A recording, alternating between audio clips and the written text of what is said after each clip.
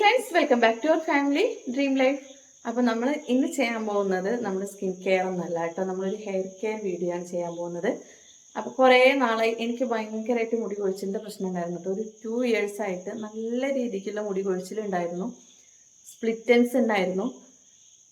ഒരു അത്യാവശ്യം ലോങ് ആയിട്ട് കിടന്നിട്ടുണ്ട്. എൻ്റെ ഹെയർ ഷോർട്ടായത് ഇത്ര എത്തി കേട്ടോ. മുടിയൊന്നും ഒരു തരത്തിലും എനിക്ക് സ്റ്റൈൽ ചെയ്യാൻ പറ്റുന്നില്ല. എപ്പോഴും ഒരേ രീതിയിൽ തന്നെ കെട്ടിയിട്ട് പോകണം. അങ്ങനെയൊക്കെ ആയപ്പോൾ എനിക്ക് ഭയങ്കര സങ്കടമായി.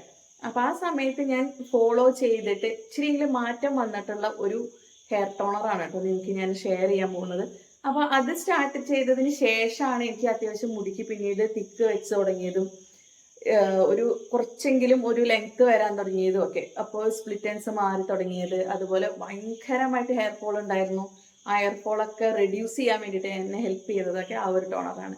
അപ്പോൾ അതിൻ്റെ വീഡിയോ ആണ് ഇന്ന് ഞാൻ ഷെയർ ചെയ്യാൻ പോകുന്നത്. അപ്പോൾ നമുക്ക് എന്തൊക്കെ ഇൻഗ്രീഡിയൻസ് വേണം, അതെങ്ങനെയാണ് പ്രിപ്പയർ ചെയ്യുന്നതെന്നൊക്കെ കണ്ടിട്ട് വരാം.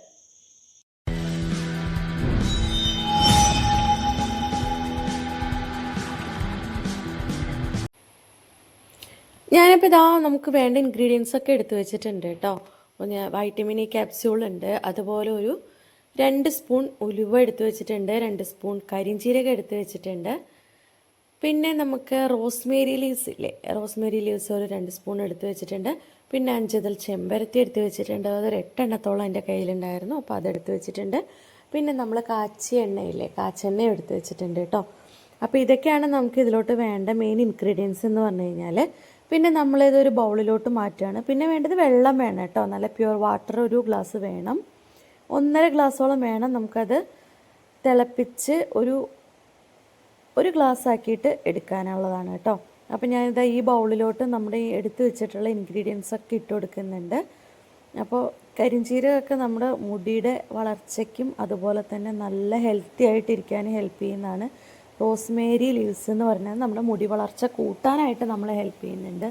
ഉലുവയും അതുപോലെ നമ്മളുടെ തലയിലുണ്ടാകുന്ന താരനൊക്കെ മാറ്റി നമ്മളുടെ മുടി നല്ല സ്ട്രോങ് ആയിട്ടിരിക്കാൻ നമ്മളെ ഹെൽപ്പ് ചെയ്യുന്നതാണ്. അപ്പോൾ ഇത്രയും ഇൻഗ്രീഡിയൻസ് എടുത്തിട്ട് വേണം നമുക്ക് ഹെയർ ടോണർ ഉണ്ടാക്കാനായിട്ട് കേട്ടോ. അപ്പം ഞാൻ ഇതെല്ലാം കൂടെ യൂസ് ചെയ്തതിന് ശേഷമാണ്, ഈ ടോണർ യൂസ് ചെയ്യാൻ തുടങ്ങിയതിന് ശേഷമാണ് എനിക്ക് ഇത്രയും റിസൾട്ട് കിട്ടാൻ തുടങ്ങിയത്. അപ്പോൾ അതിന് മുൻപ് നമ്മൾ 1-2 ഇൻഗ്രീഡിയൻസ് ആയിട്ടൊക്കെ ഉപയോഗിച്ച് നോക്കിയപ്പോഴൊന്നും നമുക്ക് ഈ ഒരു റിസൾട്ട് കിട്ടിയിട്ടുണ്ടായിരുന്നില്ല. കാരണം എനിക്ക് നല്ല സ്പ്ലിറ്റ്നെസ് ഉണ്ടായിരുന്നു. എൻ്റെ മുടി പൊട്ടി പൊട്ടി പൊട്ടി പോയിട്ടാണ് ഇത്രയും ലെങ്ത്ത് കുറയാനായിട്ടുള്ള കാരണം. പിന്നെ നമ്മൾ യൂസ് ചെയ്യുന്ന ഹെയർ സ്റ്റൈൽ, നമ്മൾ മുടിയൊക്കെ നന്നായി വലിച്ച് കെട്ടുകയാണെന്നുണ്ടെങ്കിൽ മുടി പെട്ടെന്ന് ഡാമേജ് ആവും കേട്ടോ.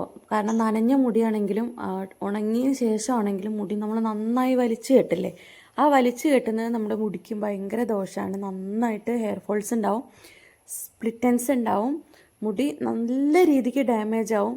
പിന്നെ എനിക്ക് വൈറ്റമിൻസിൻ്റെ കുറവൊക്കെ ഉള്ളതുകൊണ്ട് ഞാൻ ഒരു ഡോക്ടറെ കൺസൾട്ട് ചെയ്തിട്ടുണ്ടായിരുന്നു. ഒരു ഡെർമറ്റോളജിസ്റ്റിൻ്റെ ഒരു റെഫറൻസ് എടുത്തതിന് ശേഷമാണ് ഞാൻ ടാബ്ലറ്റ്സ് എടുക്കേണ്ടി വന്നു, ഹെയർ ഫോളിന് ടാബ്ലറ്റ് എടുക്കേണ്ടി വന്നു, അതുപോലെ വൈറ്റമിൻ ടാബ്ലറ്റ് എടുക്കേണ്ടി വന്നു. ഞാനിപ്പോൾ ഒരു 1.5 ഗ്ലാസ് വെള്ളം ഒഴിച്ചത് 1 ഗ്ലാസ് വെള്ളം ആകുന്നത് വരെയും നമ്മൾ ഇതുപോലെ തിളപ്പിച്ചിട്ടുണ്ട് കേട്ടോ. അപ്പോൾ ആ ചെമ്പരത്തിയുടെ കളറൊക്കെ ഇറങ്ങി, അതുപോലെ തന്നെ നമ്മുടെ കരിഞ്ചീരകത്തിൻ്റെ എല്ലാം കൂടെ ഒരു മിക്സ് ചെയ്തിട്ട് ചെമ്പരത്തിയുടെ ആ ഒരു കളറുണ്ടല്ലോ, അതായിരിക്കും നമുക്ക് ആ ലിക്വിഡിന് കിട്ടുന്നത് കേട്ടോ, ടോണറിന് കിട്ടുന്ന കളറ്. അപ്പോൾ ഞാൻ പറഞ്ഞു വന്നത്, നമുക്ക് ഒരുപാട് നമുക്ക് നിയന്ത്രിക്കാൻ പറ്റുന്ന അളവിൽ കൂടുതൽ നമുക്ക് ഹെയർ പ്രോബ്ലം ഉണ്ടെങ്കിൽ ഒരു ഡെർമറ്റോളജിസ്റ്റിനെ കാണണം കേട്ടോ. ഇനി നമ്മൾ ആ ലിക്വിഡിലോട്ട് ഒഴിച്ചു കൊടുക്കുന്നത് ഒരു വൈറ്റമിൻ ഇ ക്യാപ്സ്യൂളാണ്. 1-2 വൈറ്റമിൻ ഇ ക്യാപ്സ്യൂൾസ് നിങ്ങൾക്ക് ആഡ് ചെയ്യാം. ഇപ്പം ഞാൻ ഒരു വൈറ്റമിൻ ഇ ക്യാപ്സ്യൂളാണ് അതിനകത്തോട്ട് ആഡ് ചെയ്തത്. പിന്നെ നമ്മൾ യൂസ് ചെയ്യുന്ന കാച്ചെണ്ണയില്ലേ, കാച്ചെണ്ണ ഏതാണോ നമ്മൾ യൂസ് ചെയ്യുന്നത് ആ കാച്ചെണ്ണ കൂടെ 1 സ്പൂൺ അതിലോട്ട് ആഡ് ചെയ്ത് കൊടുക്കുന്നുണ്ട് കേട്ടോ. അതുകൂടെ ചേർത്തിട്ട് നന്നായിട്ടൊന്ന് മിക്സ് ചെയ്തതിന് ശേഷം നമ്മളൊരു സ്പ്രേ ബോട്ടിലോട്ട് മാറ്റുന്നുണ്ട്. അപ്പോൾ നമുക്ക് കുളിക്കുന്നതിന് മുന്നേ ഒരു അരമണിക്കൂർ മുന്നാണെങ്കിലും കുഴപ്പമില്ല.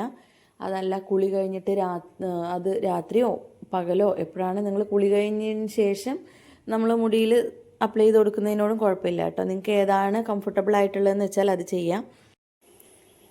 എനിക്ക് 2 മെത്തേഡും ഓക്കെ ആയിട്ട് തോന്നിയിട്ടുണ്ട്. കുളി കഴിഞ്ഞതിന് ശേഷം ബിഫോറും ആഫ്റ്ററും ഞാൻ ചെയ്യാറുണ്ട് കേട്ടോ.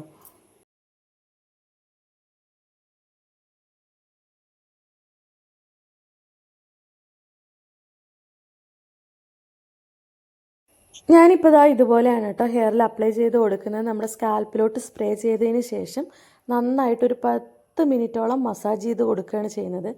നമ്മുടെ ഹെയർ മസാജ് എന്ന് പറയുന്നത് നമ്മുടെ ഒരു സ്ട്രെസ്സ് കുറയ്ക്കാനും അതുപോലെ തന്നെ മുടി നന്നായിട്ട് വളരാനും നമ്മളെ ഹെൽപ്പ് ചെയ്യുന്നൊരു കാര്യമാണ് കേട്ടോ.